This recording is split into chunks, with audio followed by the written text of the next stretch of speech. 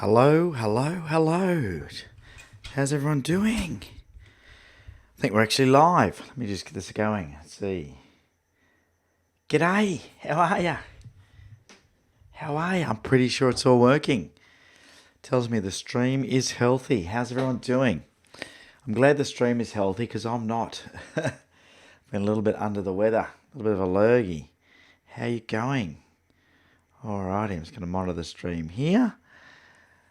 Excellent. Looks like it's all working, which is good, isn't it? How are we going here? G'day, Richard. Richard, how are you, buddy? Rick, g'day. G'day, Brian. What's been going on in your world, guys?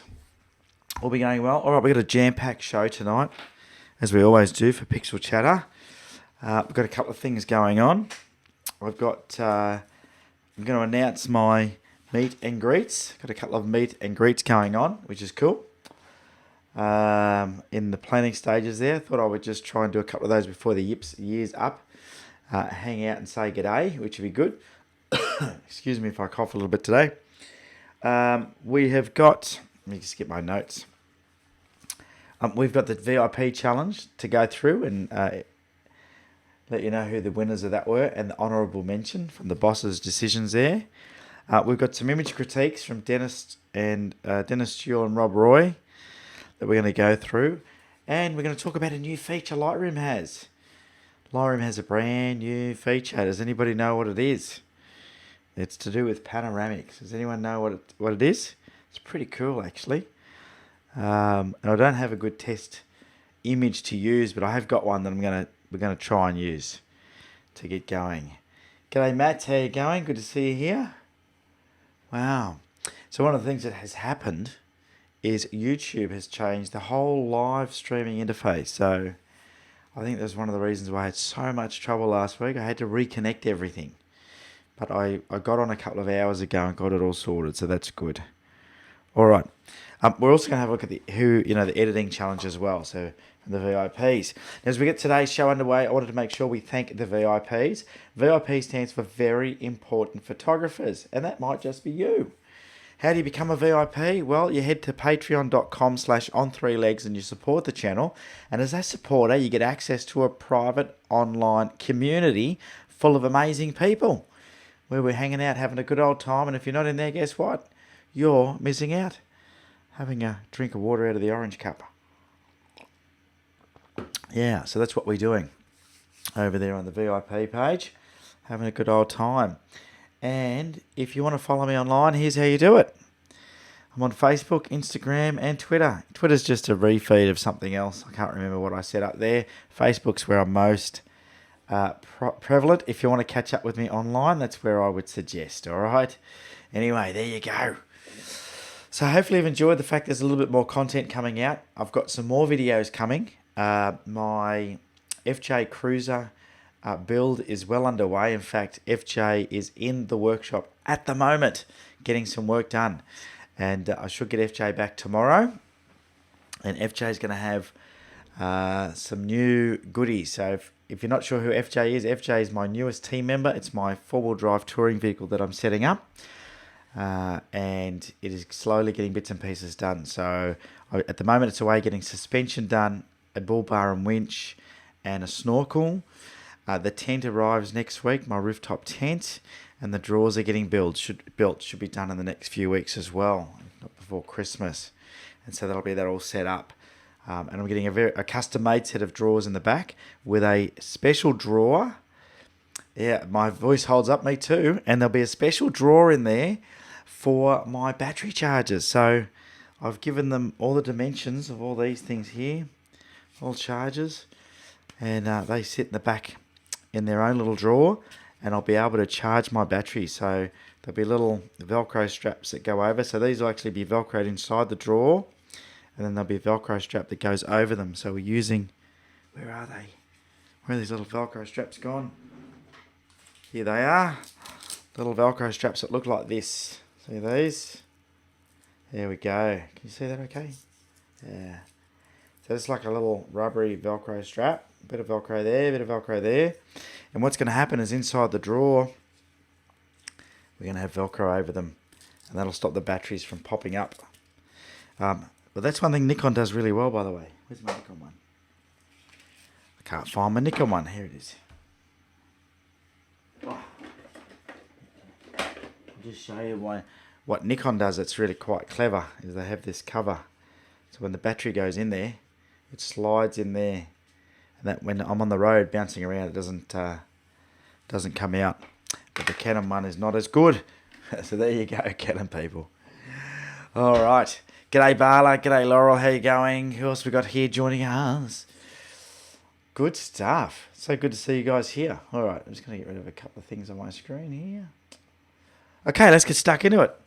So if you've in the VIP group, you would have seen her on my Facebook page. You would have seen that I announced a meet and greet for people in Sydney on the 15th of December. I'm doing a sunrise shoot. I did a poll to see how many people preferred sunrise over sunset, but it had no relevance to that. I was just interested. I'm going to do a sunrise shoot because we're on the East Coast, and I agree. That's why. That's what we're going to do. Is we're going to do a sunrise shoot on the 15th of December at Narrabeen Lakes. To join us for that, you need to jump onto the Facebook page and find the event. Okay, it's the On Three Legs Facebook page. If you're not sure where that is, I'll just chuck the link up right now for you. So just go to facebook.com/on3legs and go to the events on that page, and you will find the event, and you can RSVP there. It's a free event. There's no charge to come along, and we are going to have a sunrise shoot together, and then we're going to go and have breakfast at the Sunrise Cafe. It's a great little place. And we're going to do a sunrise shoot at the Narrabeen Pools. So we'd love to see you there. Come and join us, and come and do a meet and greet. Let's just hang out. We can exchange some tips and hints and just have a good morning together. Okay, shooting some sunrise photography, landscape photography at the pools there. Plenty of compositions, lots of room for everybody. So yeah, would love to see you there. All right, so that's the 15th of December here in Sydney. I'm also planning one for Perth. So if you're in Perth, 29th of November, so it's a couple of weeks earlier, on a Friday afternoon or Friday night at a place called Point Perrin. So I'm over in Perth on business, but I'm going to bring the camera gear across. I'm there for business. I'm then staying for a couple of days. I'm going to go over to Rottnest Island, have a little look around there. But what we're going to do is on the Friday night at 6 p.m, we're going to meet at Point Perrin, which is not too far from where I'm staying, and I have photographed there before, and I just love West Aussie sunsets because you can shoot over the ocean. How good's that? As the sun sets. And Point Perrin's a really beautiful spot, so we're going to be meeting there. Okay, so the event is not yet posted for that. I will get it posted tonight. I just wanted to confirm everything, which I have done today, and we will be doing a meet and greet there as well. So we're going to meet at 6, have a bit of a chat. We're going to shoot sunset, which is at about 7 minutes past 7 on that. I say about, but it's exactly that. And then what we're going to do is shoot the blue hour, hopefully, and then go and grab something to eat afterwards is what I'm going to do. I don't know if you'll be joining me for that or not, but certainly I'll be going to grab something to eat with I've got some friends there from Perth that I'll be hanging out with. But you can certainly come and do the shoot with me, and come and say g'day if you're in Perth. So I'll put that event up, and I'm not expecting a huge turn up. Once again, these events are going to be free and just an opportunity for us to catch up and say g'day. So I'm really looking forward to that. Alrighty, so that's sort of those. Let's get that out of the way. So Susan, g'day, you made it for the live show, Melbourne time, Sunday night. G'day, Colin. How are you, Colin? Hope you're well, buddy. Yeah, I'm going to be up your way soon again, Colin. So in the new year, I will be up in Port Stephens for a little while. So we should catch up again, buddy. Matt, I love this time, 10 a.m. Sunday morning. It used to be like 11 p.m. or something for you, or some weird hour. But unfortunately now I've thrown it out for the guys in America, North America. So anyway, it happens. It happens, unfortunately. Very hard to please everybody, isn't it? But I do my best. If you're watching the replay of this show, thank you for supporting it. Give it a thumbs up. Let us know that you're watching the replay.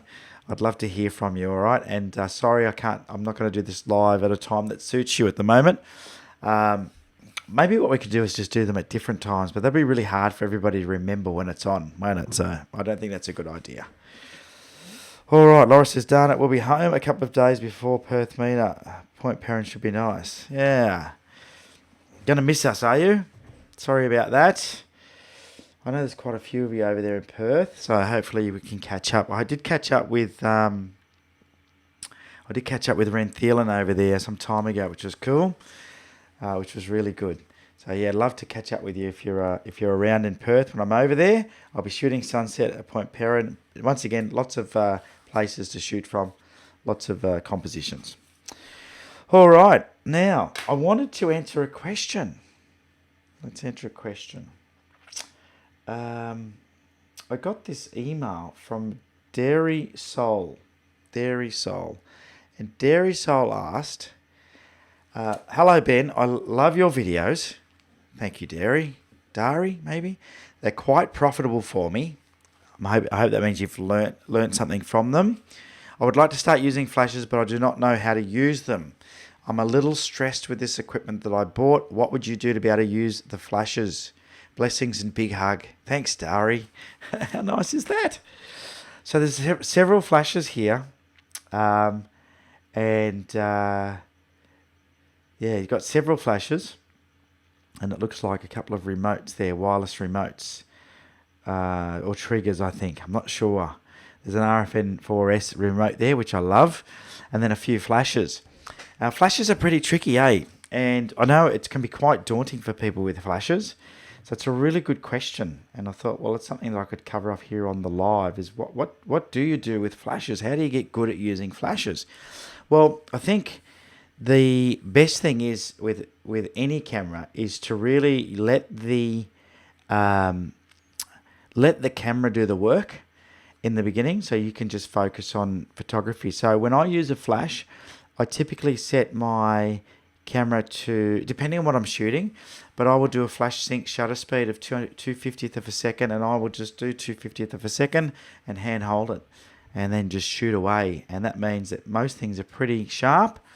And that's the maximum sort of flash sync speed most cameras have. DSLRs is 2/50th of a second. But there's lots of different things that you can do. But that's where I would start is try that. Now, I'm by no means an expert with flash at all. I hardly ever use flash. So I was surprised when I got this question. But there are some great tutorials on YouTube that you should be checking out. Don't be afraid to do that. But that's what I do. Especially when I shoot something like macro with my flash. I just do full manual mode. I will set it to 2/50th of a second and then do TTL, which is through the lens metering. And yeah, just play around with it. But that's sort of what I do. And then you can just change the shutter speed to suit yourself after that. But that's certainly not a very good tip. I don't know much about using flashes, so I was really surprised when I got the question. But I do want to encourage you, if you've got a question, feel free to send it in. I'll do my best to answer it. Maybe somebody in here could put an answer down how they go about using flash in the best possible way. Alrighty, let's see. Not sure if I'm in Secret Harbour for the Perth meetup. Hey Rick, hopefully you can make it. Be good to see you there. Colin says, let's do it, mate, being too long. Yes, we can, buddy. Let's do a collab. Tricky to find a time that suits all the time zones. Very, very tricky, isn't it? Very tricky.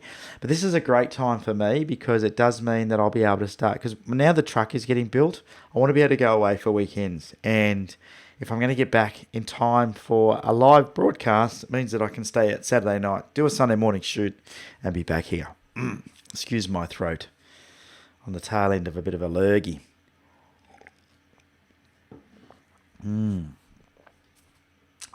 Bit of water, that's going to help wet the whistle.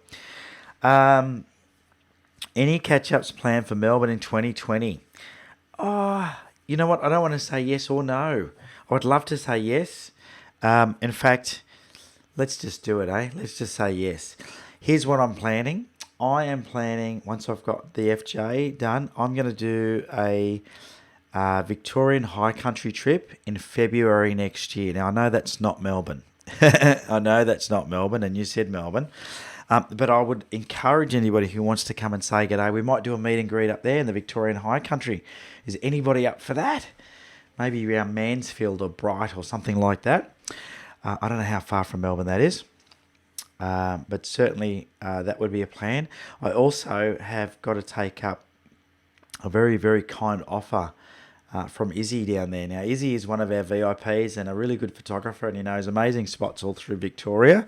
And he's invited me down to go and hang out with him for a couple of days. So I'm pretty tempted to do that as well at some stage. So, yes, I would say I'm going to be in Victoria. My other plan is to get across to Tassie, and I was thinking about taking the FJ over. I'm not sure. So there you go. Who's caught? Oh, Anthony. G'day, buddy. Hello. Hello. Hello, all. I think you meant to type. Good stuff. And Dave's just joined us. G'day, Dave. How are you, buddy? I need some fisherman's friends for the throat, mate. No, I'm going to get on the 0055 numbers and do some sexy chat soon. What do you reckon? Get the, you can ring up and talk to the sexy voice. Alrighty. So thank you, Dari, for sending that in. All right. Let's have a look at the challenges. Let's jump straight into that now. So there was a couple of challenges. One is the editing challenge, and one is the VIP photography challenge. And so Brian has just said, yes, what about when you're going to Tassie in May? There is a good chance, mate. For a meetup in Tassie in May, there is a good chance as well. I haven't confirmed that travelling yet, so I don't want to put anything out there until I confirm it, but I am planning on going to the Tarkine in May to do some macro photography. And, was going to do a meetup there as well. Okay. Let's jump into here. Sorry, my mouse. I'll just move it over. So, the VIP group. So, for those that didn't tune in the beginning, or if you're watching the replay, let me bring up the screen.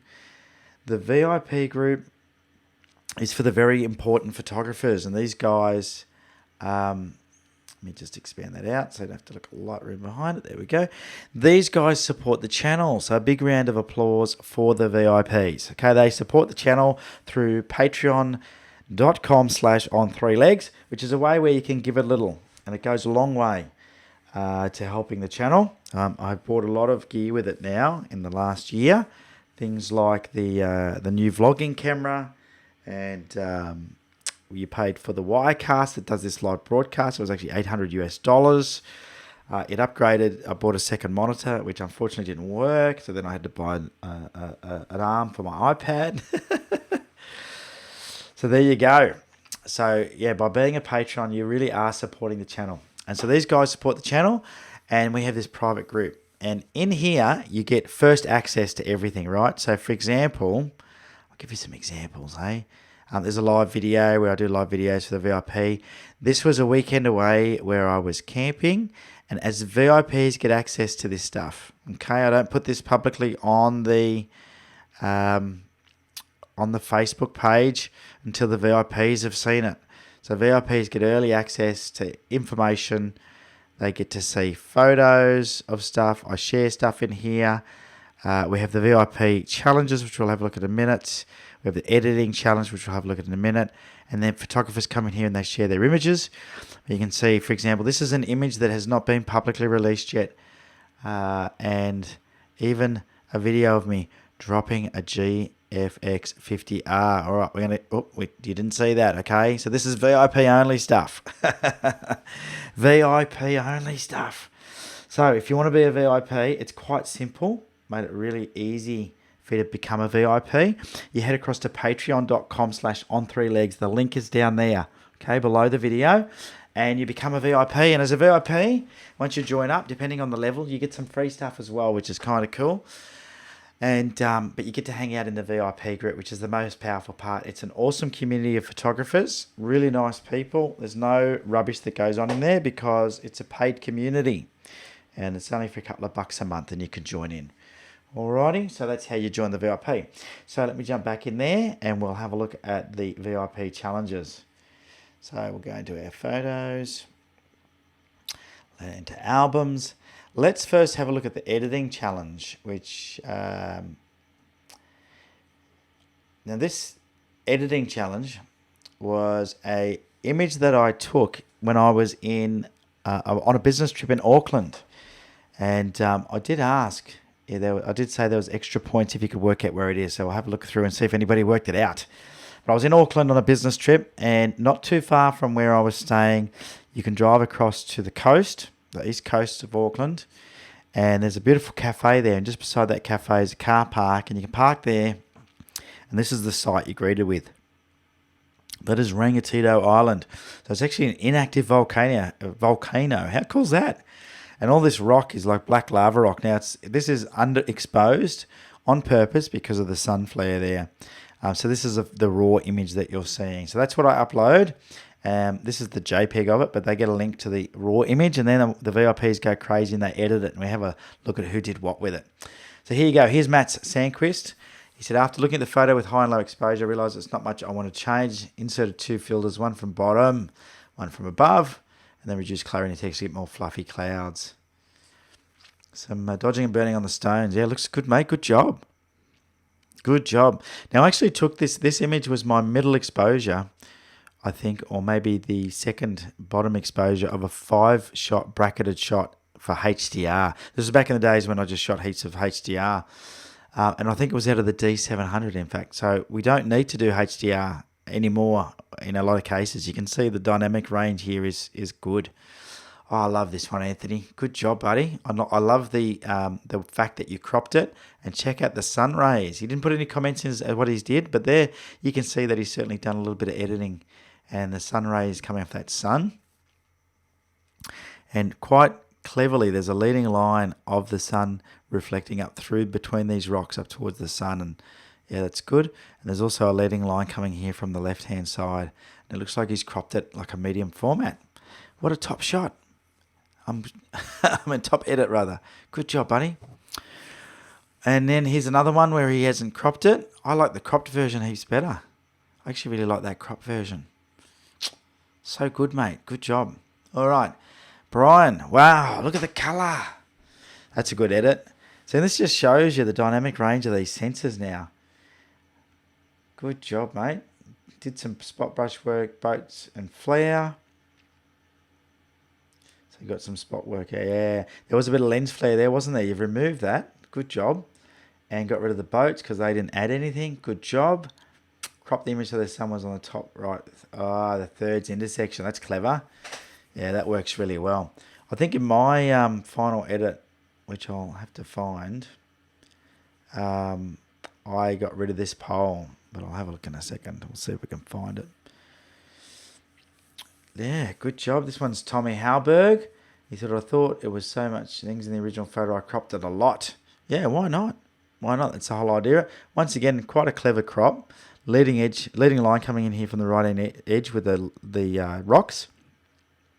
Leading your eye into the sun, and then of course the volcano is there on that intersection there, just nicely, buddy. Good job once again. Well edited. Good to see. Good to see everyone having a crack. So let me see if I can bring up my. Let's see if this works. My Lightroom did an update. We're gonna talk about that in a second. My Lightroom did an update, and I had everything ready to go, and then Lightroom's restarted on me. So what I'm going to do is I'm going to quickly look over this way because that's where my Lightroom catalog is, and I'm going to see if I can find this image again because I know where it is. I should be able to find it pretty quickly, but I just need to go through things quickly.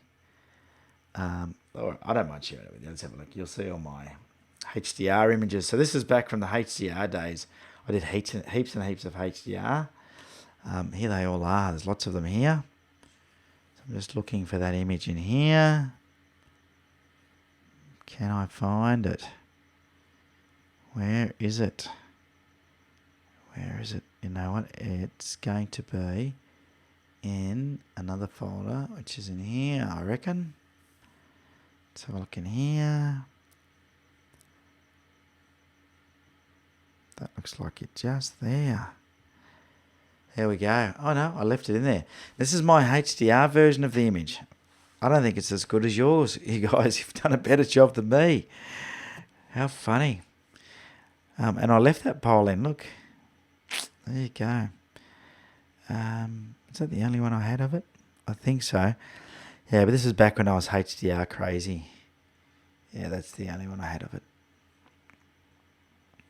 But I actually, I think your image editing was much better than mine. So there you go, gang. And that's why we do the editing challenge. And this is, I edited this back in 6 years ago or so, 2013, when I was going through my HDR craziness. And it was with the Nikon D800, so I just got the D800 at that stage. There you go. So there you go. Good job. Well done, everybody, for participating in the editing challenge. Really think that's cool. Okay, now before we jump into the VIP challenge, which was intentional camera movement, what I'm going to do is show you what Lightroom has done.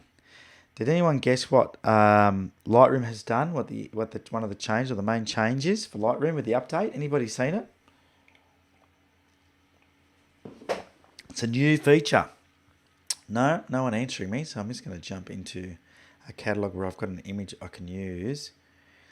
Not the greatest example, but I don't have too many options. Actually, maybe I've got one in here. Oh, I do. I think I do have one in here. Let me see if I can find. What I'm looking for is a pano. So this feature that they've enabled is a panoramic feature. Let's see if I can find one here. That looks like a pano just there. It definitely looks like a pano. All right, let's use that one. Yep. Okay. Sorry for talking to myself, but I'm just looking for a good pano to use. All right, let's use this one. So I'm just going to bring the thumbnails up so you can see what I'm doing. It's not a very good image, but it doesn't matter. I'm going to show you something. So Lightroom has a new... Anthony's onto it. Pano fill. How good is it? G'day, Nuns. How are you, buddy? All right. Been away all weekend at Winton. Sounds awesome. All right, let me get this screen up for you. Pano fill. So it's a new feature. Now these are some images that I took in Tassie when I was there. So I'm just going to grab them and hope that it doesn't kill my computer whilst we do this pano. There's 1, 2, 3, 4, 5, 6, 7, 8 images there. And we're going to do a photo merge panorama. And you'll see some new features come up. So it's doing its thing. So this is a brand new thing. And what we used to have to do if you wanted to fill in anything, it was you had to clone it or do, you had to do some trickery in Photoshop.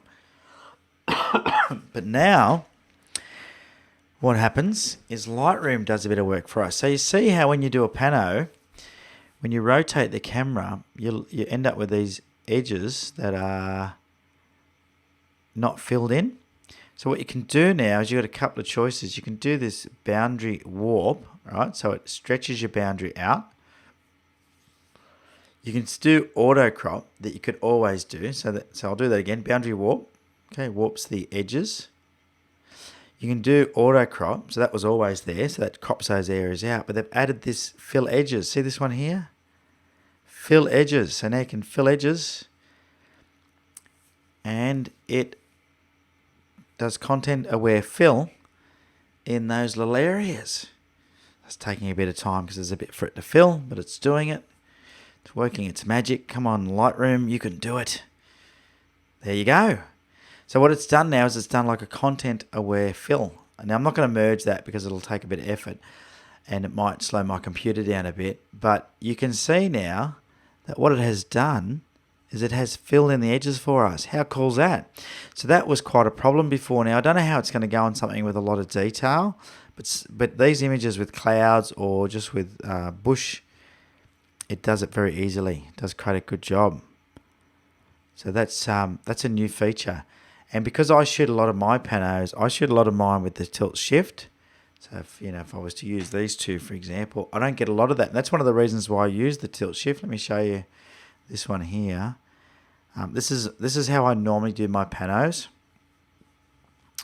And it's quite quick and easy, and I use a tilt shift. Now, if you have a look at this one, you'll see there's not a lot of stuff to fill in. Very little.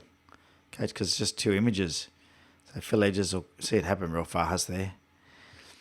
Okay, so it fills those edges in. You can see my tilt shift lens actually vignettes a little bit when I shift it all the way one way. And it can't see it on these edges because it's dark.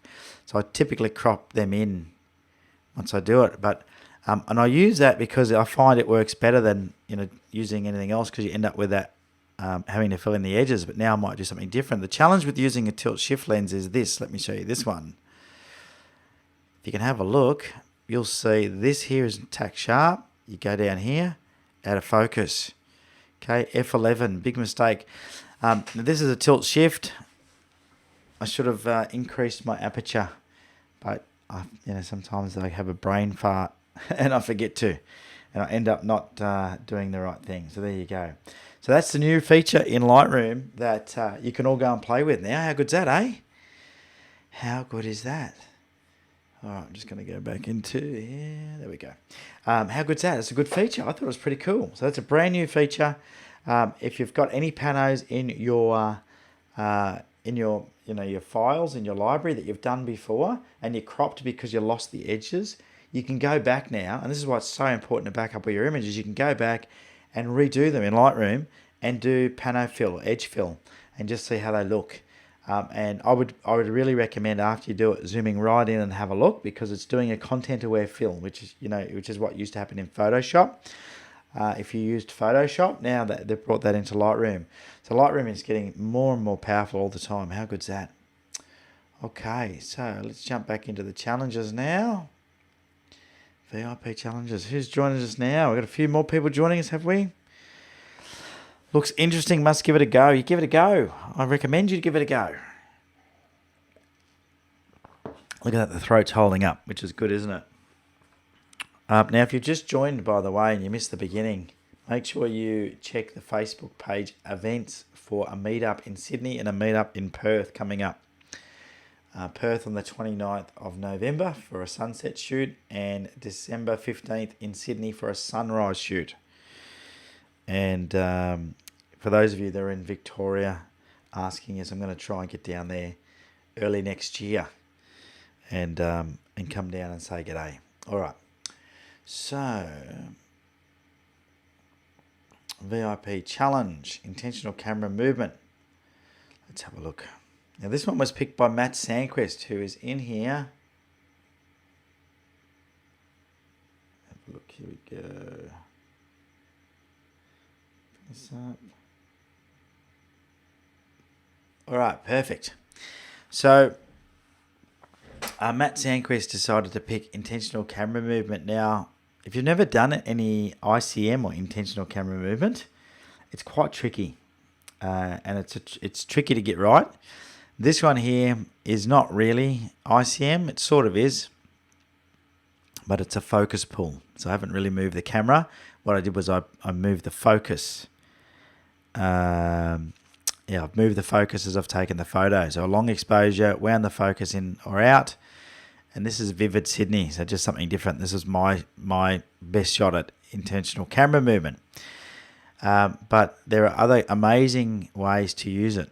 And it could be panning, like panning a shot. So panning a push bike or a car or something, or a bird going past. Even that's ICM, right? So that subject would be sharp, or you might get something blurry. And it gives you a new sort of way to see things, something different. So Matt's decided that he wanted to challenge everybody a little extra more and give them this to do. And I can say I'm really, really impressed by the entries. So this is Tim Trim, Monkey Falls in Abstract ICM method. So this was the zoom during exposure that I just talked about. So this is what's called a zoom pull, where you pull the zoom back after you start your exposure. And it's quite a good effect, isn't it? How good's that? Makes you feel like you're going into it, doesn't it? This one's Matt's. He said, I have a photo in my head, but this weekend was raining away, so I started with this from our botanic garden. Once again, it's just intentionally, you're moving the camera when you take the shot. Really like it. Good job, buddy. Laurel Box. Salvia in my garden. Yeah, very artistic, isn't it? Yeah, if you printed this up on art paper, people would think it's a painting, without a doubt. Another one from Laurel. Beautiful. Good job. Wow. So this one's Tim. Twist and zoom. And that's getting technical. But how cool does that look? I hope this all inspires you to try something new. I looked at these and went, wow, these are great. So good, so good. Tim Trim. This one was Twisty Fishy Boxer. So he's done a twist with his dog. Love it. Anthony. Didn't tell us what he did. Let's see. Gate 5 entry to Shadfax Winery. Amanda said, bloody beautiful, as they say in Australia, straight to the pool room. I agree. How good is that? How good is that shot? What did you do for this one, Anthony? You didn't put in the description what you did. Be great to know what you did, mate, because that is a piece of art. Really like it. Another one from Anthony.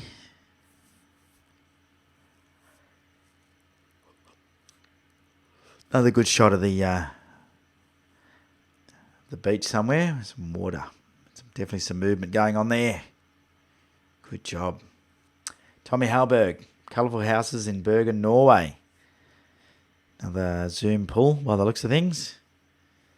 Once again, really, really cool effect, isn't it? If you haven't done anything like this before, really recommend you have a play.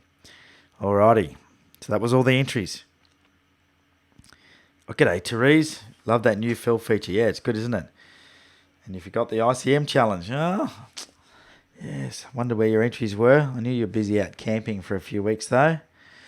So the boss had a look through and decided on a runner-up and a winner. And the runner-up goes to... Dun, dun, dun, dun. The runner-up goes to... Runner-up goes to... Anthony, for this one here. Well done for the honourable mention, Anthony, with this tree-lined road. I'm just going to put that here in the comments right as we are live. Congratulations. Help me congratulate Anthony. Anthony on honourable mention. Good job, mate. Well done. I hope I spelled that right. And the winner is of this challenge. The winner is Tim Trim, the Twisty Fishy Boxer. Congratulations, Tim. The boss loved your image.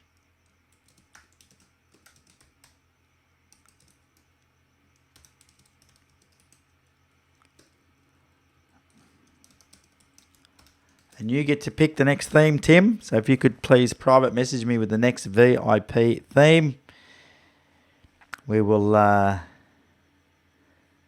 get that up, posted up ASAP, ready for the VIPs to enjoy. As I said before, gang, if you didn't hear me, link down in the description to join the VIP group, patreon.com/on3legs. And you too can participate in the VIP challenge. It's open to VIPs only. It's a lot of fun. Every episode of the Pixel Chatter, we have another VIP challenge. Good job, Tim, and good job, Anthony. Good job, everybody, for entering. Let me just close that window down. Yeah, good job for entering, guys. So it's good. This new... Crikey. This new live streaming platform YouTube's launched is pretty good. Seems to be working really well, which is good. Yeah, thanks, Matt, for choosing that challenge theme as well. But Tim gets to choose the next one. Well done, guys. Well done for everybody for entering it. But a special shout goes to Tim Trim for winning and Anthony for runner-up. Both very, very good images. Really like what you've done with those images. And it was good to see you challenging yourself a little bit. So good. All right. Let's jump into some image critiquing. So, we'll jump into some image critiquing. Lightroom. So I've got two images to critique today. I'm going to bring them up on the screen. Before I do that, just a quick plug for my socials. This is where you find me if you want to follow me online. All right. There we go. So I've got 2 images in. This one on the left here, the first one here, you can see the tree on the side of the cliff is sent in by Dennis. What a top spot. Have a look at that valley. What a friggin' top spot. Wow. I would love to go there. And then this one was sent in by Rob Roy. Another top spot. How nice is this? Wherever you live, Rob, I tell you what, you're a very lucky man. There's some nice landscape near you. I think this is the same place that gets the snow that we quite often get to see in your images. Alrighty. By the way, Pixel Chat is going to turn 75 soon. This is episode 74. Can you believe that? So we have had 74 shows of critiquing images. And I have got a folder here of all the image critiques from this year. So that's going to be a bit of fun. At the Christmas edition of Pixel Chatter, we're going to go through them all. All right, so we're going to start off this one of Dennis's. Dennis Jewell, thanks so much for sending this. Dennis sent in 4 images. So this was like the bonus photo, and it was my favourite made out of the 4 images. I loved it. I loved it for a couple of reasons. Number one is it's a cracking image, cracking spot, really nice subject, but it's also a good image to critique because there's a few things we can do to improve it, and everyone can learn from it. So I really, really appreciate you sending them in. And I do want to stress that, when I critique these as what I would have changed. Doesn't mean you're right or wrong, or I'm right or wrong. Nobody here is being judged on a level of correctness. It is more just about what I do and what I would do with the image or what I would have done differently. And hopefully it helps everybody that's watching learn a little bit about, how to go about taking a better photo and processing your photo better. All right, that's what it's all about, the image critique. So we are very grateful for the kind people that send these images in for critique. Now, on that note, if you want to send an image in for critique, link is down in the description. Alrighty, so you can send in the images to my email address. Link is down in the description. And send me 3 images and I'll pick one and I'll critique it live on the show. All right, so let's get stuck into this, Dennis. Let's have a look. So, Blue Ridge Parkway is where this is. Blue Ridge Parkway. And I only know that because that's the file name. Lone Tree Blue Ridge Parkway. Shot with a Nikon D850. Tamron 24-70mm G2 lens. That Tamron lens is a cracking lens, let me tell you. We're going to zoom in shortly and I'll tell you, this lens gets a big tick from me. 24mm, so shot wide open, 1/50th of a second at f8. f8, ISO 64 on a tripod, taken 38 minutes after sunrise. Location, Blue Ridge Parkway, Virginia, USA. So it is down there in the description. Thanks, Dennis, for including all of that information for me. Helps immensely as we go through it. Now let's talk a little bit about the technical information first. Then we're going to talk about composition, and then we're going to talk about editing, post-processing, whatever you want to call it. So for me, from a technical point of view, ISO 64 is exactly what I would have done. If I am on a tripod, I always shoot at the lowest ISO possible, or what's called the base ISO for my camera. And that depends on your camera. For some cameras, it's 64. For some, it is 50. For some, it's 100. For some, it's 200. Whatever the base is, just do that. I'd never, ever use the low. Okay, a lot of cameras have low 1, 2, and 3 sometimes. They are a simulation or a manipulation of the ISO as opposed to the actual ISO being changed. Okay, so the base ISO is where you want to put it. ISO 64 is fantastic. Now, if you have to bring it up a little bit, it's okay, but as soon as you increase ISO, the byproduct of that is that you're going to start getting some noise and artifacts in your image. Okay, ISO 64 is perfect. 24mm, that's wide open for this lens, which is great. And another reason why this is a cracking lens, and we'll have a look at the corners in a second. I don't know if it's been cropped or not, but the corners are really sharp. So we'll go in a second. F8, I would have chosen something a bit higher, to be honest with you. I always try and shoot somewhere, F11, F13 even, when I've got foreground this close and the background. And the reason for that is, what I want to do is I want to make sure my foreground is sharp, which it is relatively sharp here. If we zoom in, you can see all the detail in those rocks. It's not pin sharp, but it's sharp. Sharp enough. You get away with it. No one would notice, right? The background, if you have a look here, let's go up to the top of this mountain here, is also pretty sharp. What a cracking lens, eh? So if anybody was thinking about the Tamron 24-70 instead of going with the Nikon, I'd say buy it. Everything's really sharp, edge to edge. Let's go down this corner here. Look how sharp these are, these rocks. It's incredible, isn't it? What a good lens. So I'm not sure where you're focused. Probably focused on this tree. It's also very sharp. But that is sharp throughout the image. So at f8, you've done really well. What a cracking lens. So I would still have probably played it safe and gone to f11 or something like that. But as soon as you start going up to the higher numbers, you're making the hole in your lens smaller. And that means you bend the light more and you create what's called artifacts. Okay, you get a thing called diffraction, which creates other problems. So if you can get away with f8, always good. But a bit of a risk when the foreground is so close to you, okay? So just think about that. Definitely if you were shooting this lens at 74, at f8 you'd never get away. If you're shooting it at 70 rather. At 24mm you're going to get away with it because it's so wide. That's why I've got away with it. So from that point of view, I think it's good. Let's talk composition. Let's just jump into the develop module now. Oh, before we do that, let's look at exposure. You can see the histogram here is nice. Very nicely balanced. So good exposure. Okay, we'll jump into the develop module. Now what I like to do as I'm developing is I like to click these little alert. So this one here is shadow alert and highlight alert. Now you can see that there's quite a bit of detail lost in the tree. If you look at the shadow alert, it's going to be really easy to fix up. If we jump into basic and we just increase the exposure slightly, you'll see that I can get rid of that. Or we can increase shadows. But it looks like that detail is lost. So what we could do with this, if you have a look, the histogram does have a little bit bunched up on the left here, which is your blacks. And there is some space at the right. So when you took this photo, you could have increased the exposure a tad. Not a huge amount.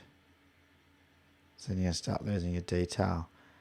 Maybe something, not so crazy. But you see, I've just done that by 2 stops. So maybe a stop higher. Depends what you're going for. But yeah, just keep that in mind when you're taking these shots. Sometimes it doesn't matter. You're going to lose some shadow somewhere. But if you wanted the detail on the trees, that's how you get that back. So let me just reset everything back. So you can see I've pumped the shadows up there. I'll bring those back down. I would definitely increase the shadows a bit in my post-processing, but we'll come back to that. Let's talk about composition. Sorry, coming in cough there.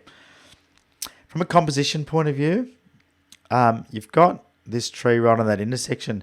What I will say though, which I think is the right thing to do, you've also got this beautiful leading line coming out with these rocks, which I also think is a very clever thing to do. What is not great is that you've cut this tree off here.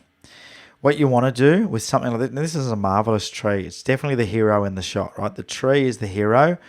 The rocks, I would say, is the second hero. And this valley in the back is just, it's not the star of the show, but it certainly adds to the show, doesn't it? So I would have shot this wider, leave a little bit of space around this tree, which means moving back a little bit. If you'd moved back a little bit, now, it might not have been able to because maybe you would have fallen off a cliff. I don't know because I wasn't there. But that's what I would have done. I think that's a shame we've cut that off. I also would have liked to have seen a bit more detail in the tree. And that just comes down to this exposure. So if we bring the shadows up, bring the highlights down, it's not great. I'm losing it. It's turning it into a little bit crazy. But, we can sort of play with things a bit. Remember, I've only got the JPEG here, so we are just going to do our best to do what we can with it. I love this texture slider now. They've got this texture slider. That came in the last update. Let's do a bit of dehaze. Not too much, because I actually like the haze. See how the dehaze gets rid of that haze? Actually like the haze in the background. And now I'm actually just drop the exposure just a tad overall.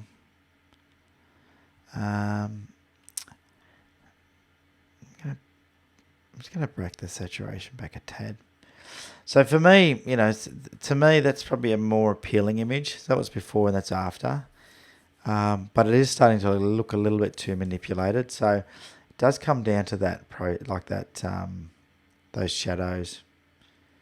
Anyway, we'll just give it a little bit of something like that. I think that looks good. As for white balance, I mean, it was after sunrise, so it's probably going to be pretty cool.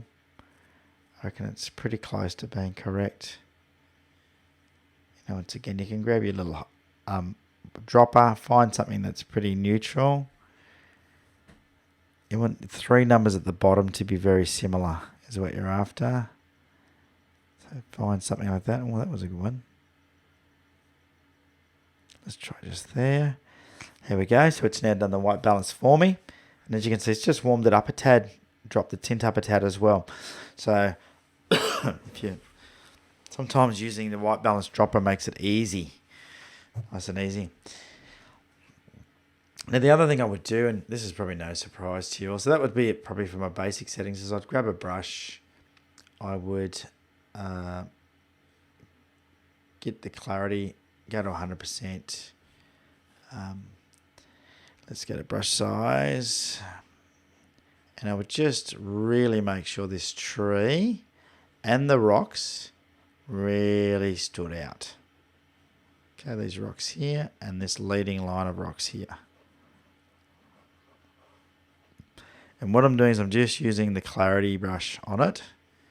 And I'd do it with a little bit more care, to be honest with you, especially around this tree in the sky, because you're going to see that. If you were to print this image large, you would see where I just did that. The other thing you can do is give it a bit of texture. You'll see, let me just show you what the texture does. Now that looks good. Drop that clarity back a little bit. And now I quite often use dehaze on things and reduce the dehaze on the things that I want to stand out. You can also increase the sharpness on those areas. Because we want them to stand out, we just increase it a little bit. The other thing that you can do is you can actually add a color. So for example, if you wanted that area to have more of a color, you could pick one in here and then you can choose how much saturation it has. But we're not going to do that here. I don't want any color. So you can do quite a few things with a brush, which is kind of cool, isn't it? We can also do range masking if we wanted to. We're not going to do that. We're just going to leave it at that. Now let's have a look at the before and after. Lights out, and just do before and after. So to me, that just brings it a bit to life. And that's the key to doing a bit of post-processing.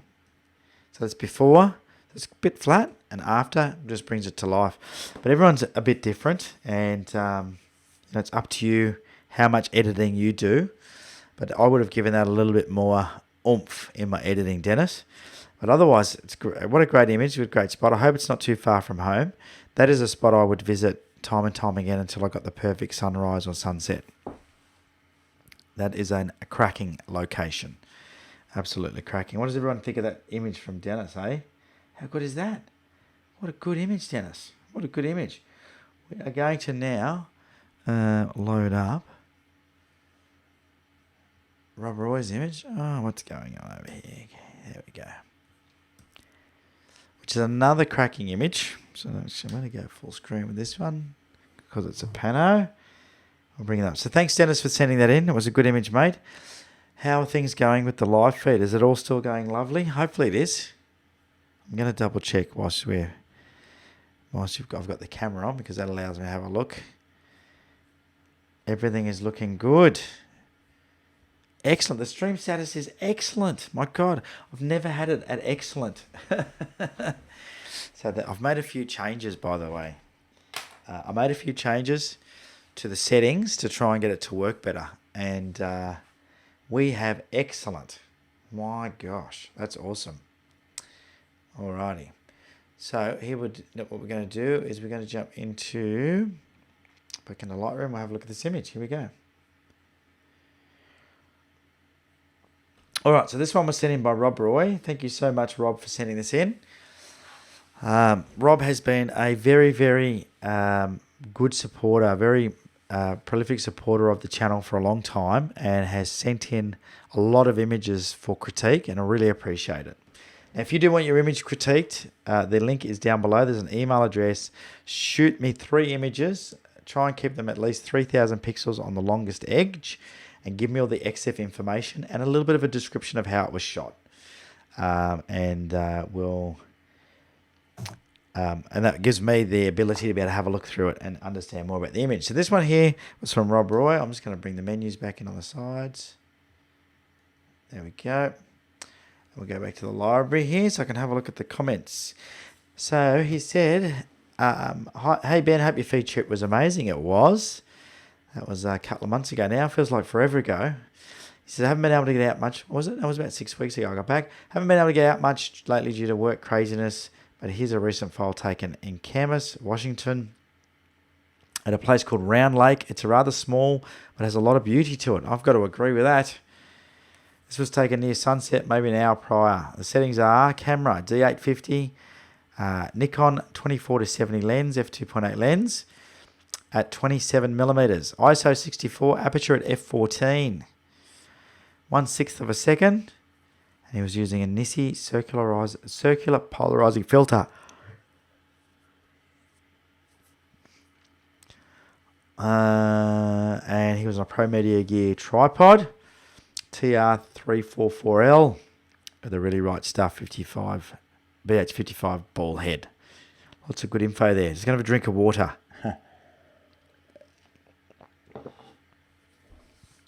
Yes, good shot, Dennis. Yes, Matt, it's running smooth. How good's that? And Rob does have some awesome country, Rick. You're right. And Bill says, sorry for joining so late. That's all right, Bill. You can catch up on the replay later, buddy. All good. We don't mind when you join, as long as you join us. Love to have you here live. It's always good. Really appreciate it. So let's look through the technical data. We're going to look at the composition, and then we're going to look at the post-processing. So technically, ISO 64, I've said it before, I'll say it again, always shoot with your base ISO. ISO 64 is the base ISO for the D850. At 27mm, you've got to pick a focal length that's going to work for you. F14, so that's a good aperture in my opinion if you've got some foreground really close. Here, I would have been tempted to go to F11. Oh, sorry, I'm having trouble with my throat. But F14's fine. You know, that lens is good for it. Definitely good for it. The old Nikon 24-70. 1/6 of a second. You're on a tripod, so you could have done F11, wouldn't have hurt anything. You got an Nissi circular polarizing filter. Now that will reduce probably 1 or 2 stops, probably 2 stops of lights. Typically, a circular polarizer. And it's on. And you know, I love your setup, BH55 and the Pro Media Gear tripod. So technically, everything is good. Okay, pretty. That's how I would have shot it. Definitely. Let's jump into the develop module and we'll just have a look at what's going on. We've got our indicators on for shadow and highlight clipping. You can see a bit of shadow clipping inside the trees. That is very common when you shoot a scene like this, and nothing to worry about. There's no detail in there. We are expecting to see shadows inside the trees. That's a forest. It's typically what happens. So no issues there. So the exposure is really good. I'm just in awe of these reflections. How good are they? So let's have a look at composition. Let's just put the rule of thirds over it. Because of the reflection, you sort of get away with having the horizon in the middle. You have shot this probably level on your camera using your bubble, but it doesn't look level. Now, the reason for that is because of... I would say this line is coming in. Now the trees are sort of leaning a bit. We might get away with changing the angle. So now, I don't know if you guys know how to use this tool here. Let's see where it says angle. Now, I'm using my tablet, by the way. I've got a tablet. I think somebody else just bought one of these tablets. Oh, this is the problem with using a tablet. Is now I've popped something out of the edge. The reason that popped out of the edge was I slid my hand across the tablet. And that's what happens when you use the tablet. and you rest your hand on it. So they're not foolproof, are they? All right. Anyway, let's jump into this here. Oh, why is my radial menu coming up? Didn't want that. Okay, so this angle tool is really good. If you click on one spot in the image like that, no, I don't want that. I want the angle tool. And then you draw somewhere else, you can actually draw a line along a horizon and it will straighten your image for you, which is kind of cool, isn't it? You can use your mouse for that. You don't have to use a pen. It's just that I use the Wacom. So once you're in this tool here, which is the crop tool, you can click the auto button to see what it does. Now it's going to use that line, I would say. And to me, that actually looks more pleasing to the eye. I don't know about you guys, but that sort of looks more pleasing to the eye. We still have really straight lines with the trees. Everything seems to have worked really nicely there. So I would have done that because quite often you'll shoot an image with your camera level using the level on the camera, but it can look like it's not level when you've taken the photo. And so long as all the things line up, like for example, you know, these trees here, you can see they're nice and straight, then it's going to be fine. Okay. The other thing we can do is, I don't know.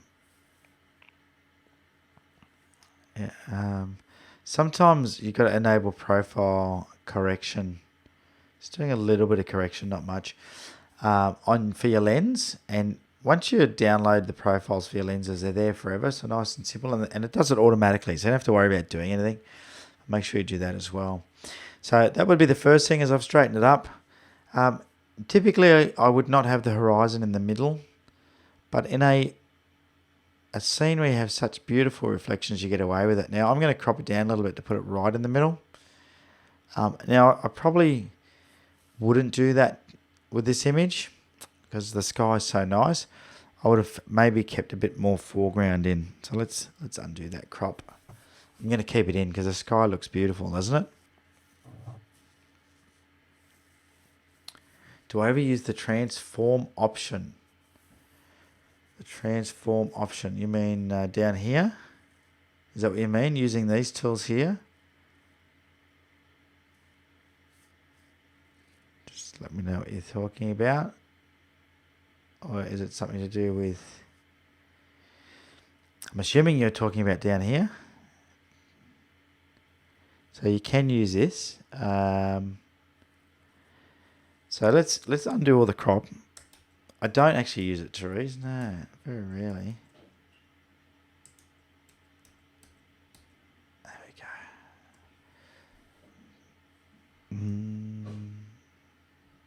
So is this what you're talking about? Yes. Okay. Yeah.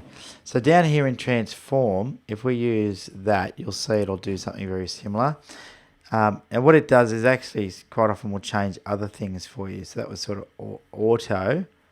You can hit level, which does pretty much the same thing. If you hit vertical, it's going to look at the vertical lines. And then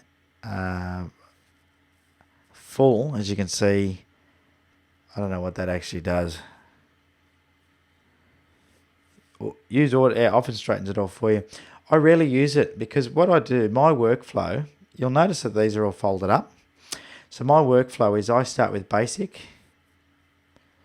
Then what I do, after I do basic, I do tone curve for contrast. I then do my colors if I want to change the colors. I then come to split toning, which I've sort of showed you guys before. And I split tone a lot of my landscape images, especially if there's shadows and highlights like this image has, because sometimes the color balance can be out and split toning will fix that. I then do detail, which is where I have my sharpening in. Now this lens correction, funnily enough, I should have mentioned that. I quite often will do that first. I'll come down here and just tick those two boxes on everything. Transform, I usually only use when I have vertical issues. So if you point up at something, a wide angle lens, you need to transform it. What I'm looking forward to is when they have autofill for transform. So if you see, if I do that, you can see how it leaves white gaps. eventually, I reckon they're going to have autofill for there as well. How good would that be? We've just seen it come in for panos. So yeah, I don't typically use this, but let's use it. I think if you have a look, it does really crop it in quite tight, doesn't it? Did it crop it that tight when I did it manually before? Don't know. The benefit of using transform, by the way, does anyone know what the benefit is as opposed to using the crop tool? Anyone have any ideas what the benefit is?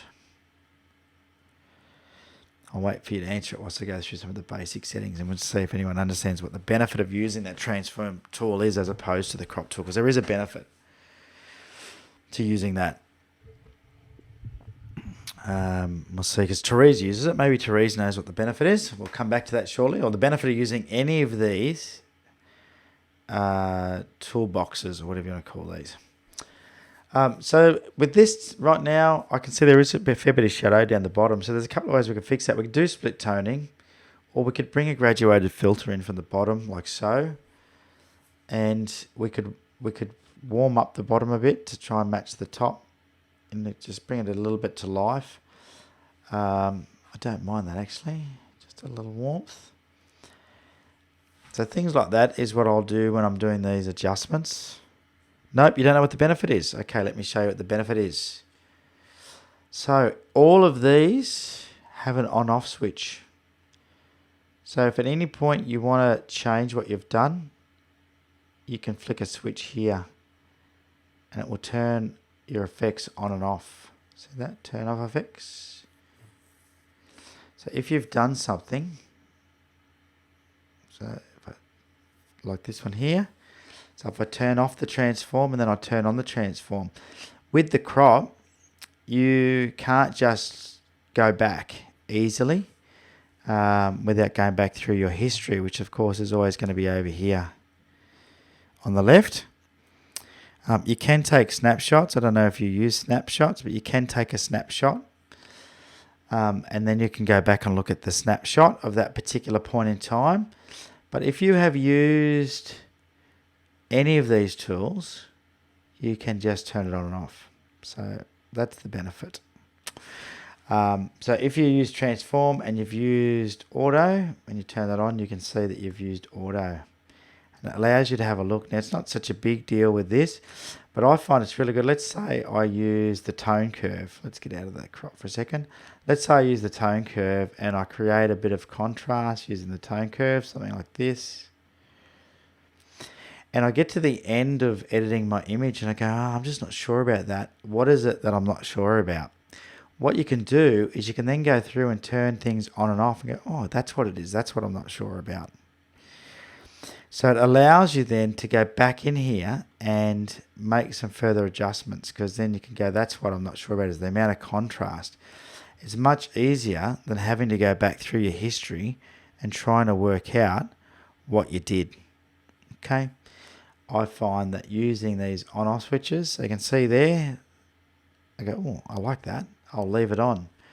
But the transform, you can see you've done that there. So you can see how that's the benefit. Alrighty, so you can do different things and you can see what it looks like before and after.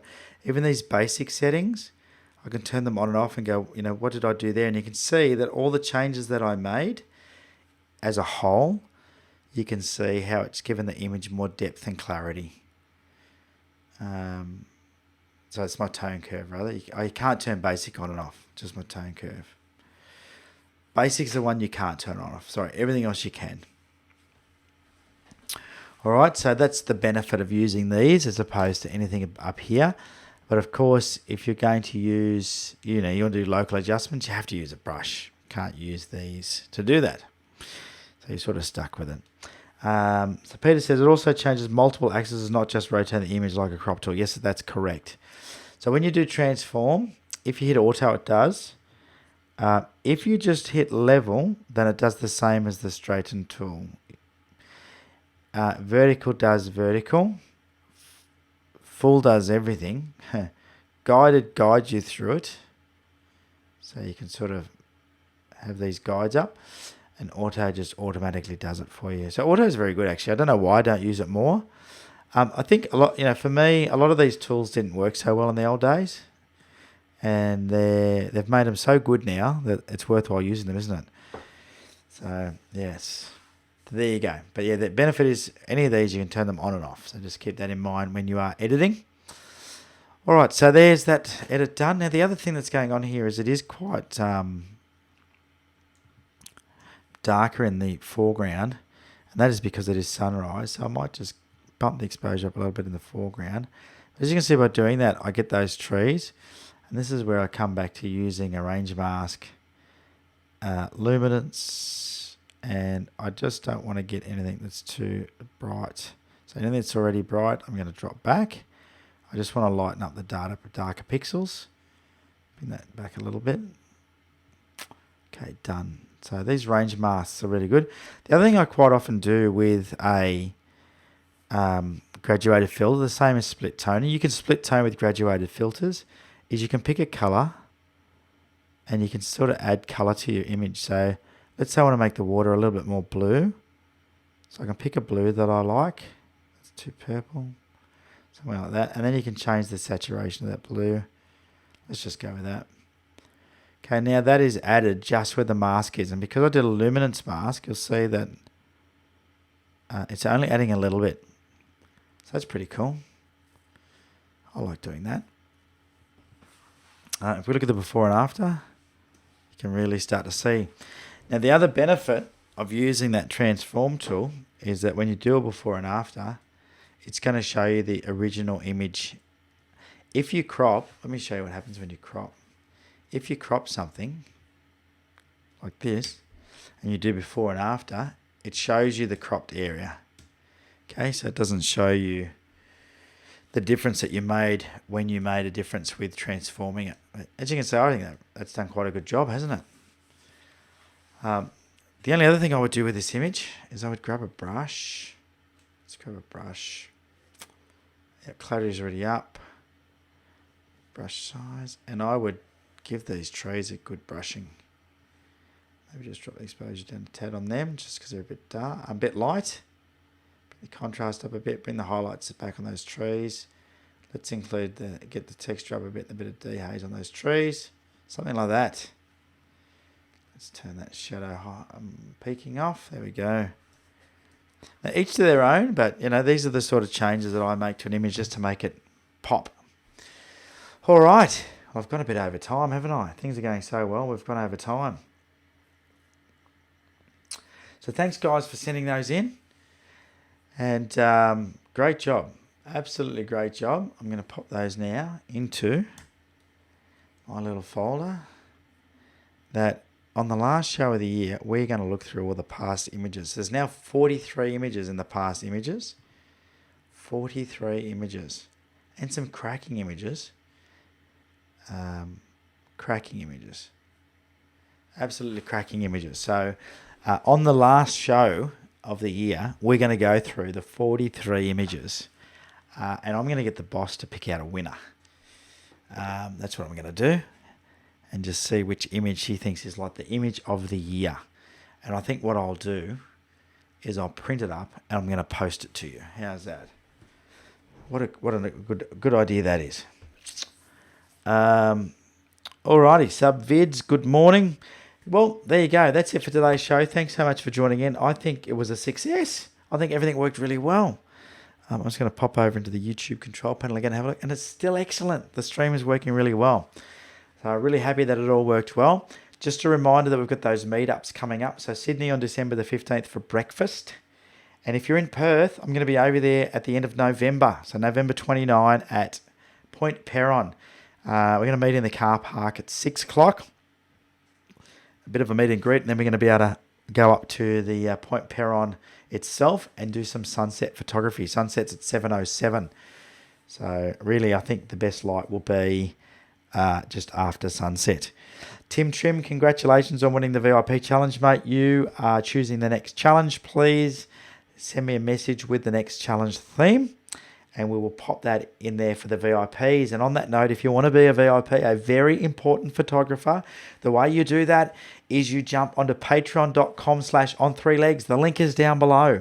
And you join up by supporting the channel for as little as $2 per month. And that's US dollars. and that gets you into the VIP group, which is a private online community for VIP photographers to hang out together. We're having a good old chat in there, and you are missing out, my friend. You are missing out. And we have some really good members in there that have been in there for a long time. And once you're in there for life. That's the way I work. No one gets kicked out unless you do something silly. You're in there for life. So I don't mind how long you support financially for. You can stay in there. That's my gift to you. Alrighty, thanks so much again for joining me, everybody. And hopefully I get to see some of you at the meetups. Are you coming to the meetup, Therese? I know you were a bit freaked out by that early start. But you know what? There is a caravan park right next to the Narrabeen pools. And I know you have a really good camping setup. You could always get there and come and do a little bit of photography in Sydney for the weekend. Hey, Bill, thanks very much. Thank you, Rick. Have a good one. Thanks, Matt. Appreciate that. Thanks, Laurel. Brian, thank you. G'day, Dave. Thank you. Yes, everything went really well tonight, didn't it? I was happy with that. My hair's a bit of a mess now. Have a look. Bit of a bird's nest there. I need a haircut, don't I? Good thing it's not a fashion show. That's why I always put the hat on when I do a vlog, because of this messy hair. All right, guys. Well, have a good one. And yes, Therese. Yeah, I think there's a caravan park right there. I am probably going to be there with my rooftop tent. Hopefully, fingers crossed, I'll have it on by then. And my plan is to get there that evening and maybe even do a bit of astro, depending on where the moon is that night. So yeah, I haven't really released that as a definite yet because I'm not sure whether I will be there or not. But that's what I was thinking. I was thinking it could be a good opportunity, but it might be school holidays then. So I don't know if they've started then or not. But December the 14th is a Thursday night. I reckon that would be a fairly good bet that there'd be room there. And it's right near the North Narrabeen pools. So that's what I was thinking of doing. Just heading over there in the FJ, setting up camp for the night. And then we're there for sunrise, nice and early. How good would that be? All right. Thanks again, everyone, for tuning in. I really appreciate you getting on for the live show. But if you have watched the replay, please leave a thumbs up. Leave your comments down below. If you enjoyed the live show, let me know. Let me know that you enjoy it so I can make sure that I continue to do these live shows and bring this content to you. I notice every time I do a live show, I get a couple of unsubscribes. So somebody doesn't like it. But anyway, if you don't like it, just don't watch it. Give it a thumbs down and move on to the next one. I'm okay with that as well. I won't get offended. Thanks again, everyone. Until next time, get out and get some photos. See ya.